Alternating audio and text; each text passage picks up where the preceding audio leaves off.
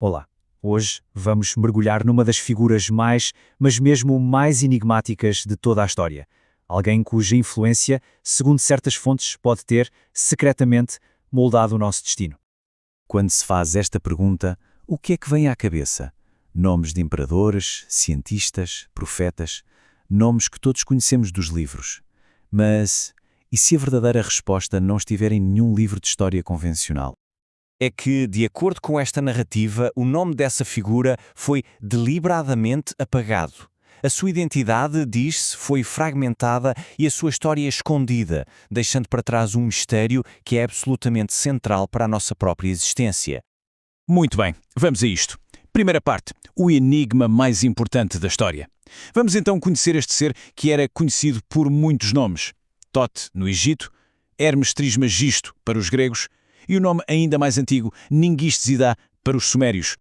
O que a fonte que estamos a analisar defende é que estes nomes não pertenciam a deuses ou mitos diferentes. Não, eram na verdade a mesma e única entidade não humana, que atuou em várias culturas ao longo de milénios. E este leva-nos à segunda parte, o arquiteto da humanidade. Então, de onde é que veio este ser? A história, tal como nos é contada, começa, há centenas de milhares de anos, com a chegada de visitantes de outro mundo.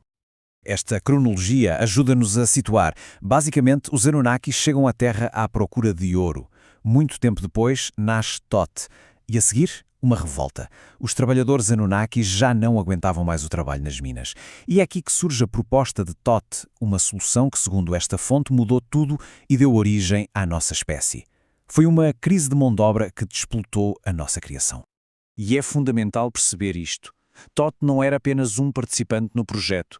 Não, ele era o cientista-chefe, a mente brilhante que liderava tudo. Foi ele quem teve a ideia, quem viu a possibilidade de fundir o ADN Anunnaki com o de um hominídeo que já existia na Terra. E uma das suas contribuições mais cruciais, segundo este material, foi a introdução do gene FOXP2. Podemos pensar nisto como o interruptor genético, a peça que ligou o pensamento simbólico, a linguagem, a nossa capacidade de raciocinar. Foi uma alteração-chave. Passemos à terceira parte, o primeiro professor. E aqui as coisas ficam muito interessantes, porque é aqui que percebemos como a visão de Thoth sobre a sua própria criação era radicalmente diferente da dos outros. Ele não olhava para a humanidade e via apenas mão de obra. Este quadro resume perfeitamente o conflito. De um lado tínhamos os outros Anunnaki, focados em explorar recursos, em manter o poder, sempre a lutar uns com os outros por territórios. Do outro lado, estava Thoth. Ele olhava para a humanidade e via potencial. Ele queria partilhar conhecimento e levar a sua criação. Thoth foi o primeiro a perceber uma coisa chocante. A nova espécie, nós, os humanos, éramos brilhantes. Aprendíamos e evoluíamos a uma velocidade que nem os próprios Anunnaki conseguiam acompanhar. Ele chegou mesmo a avisar o seu pai, Enki, dizendo que um dia os humanos iriam superar os seus criadores. Então, o que é que ele fez? Bem, ele assumiu o papel de mentor da humanidade. Começou a criar escolas secretas, as chamadas escolas de mistérios, para passar conhecimento avançado. Falamos de cosmos, de matemática, de geometria. E ele procurava ativamente os humanos com mais potencial para os poder ensinar. Vamos avançar para a quarta parte. Um rei sem guerra.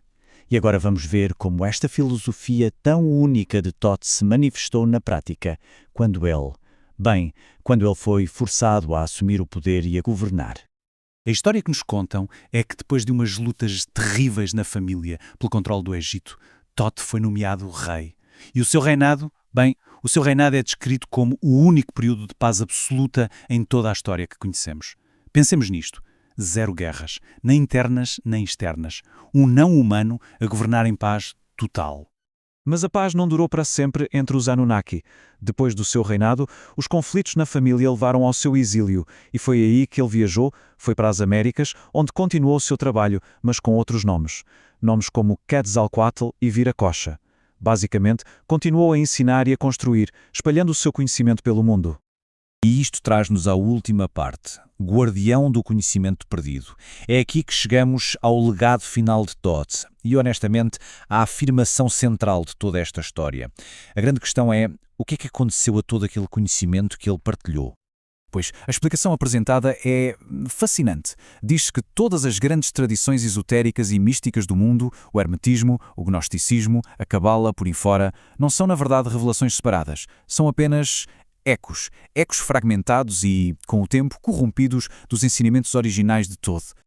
Este processo mostra exatamente como a sabedoria se foi perdendo.